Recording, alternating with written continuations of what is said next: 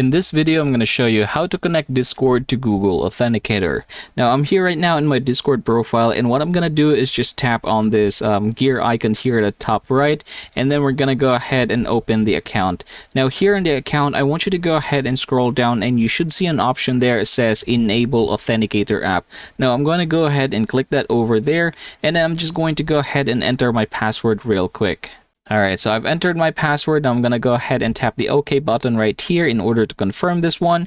And then we need an authenticator. So make sure that you already have your Google Authenticator. And then you can just go ahead and copy this one. Now we're going to head over to our Google Authenticator, and then we're going to go ahead and click Add Code. Now if you're not seeing Add a Code here, you can go ahead and tap the +1 right here, and then go ahead and click Enter a Setup Key.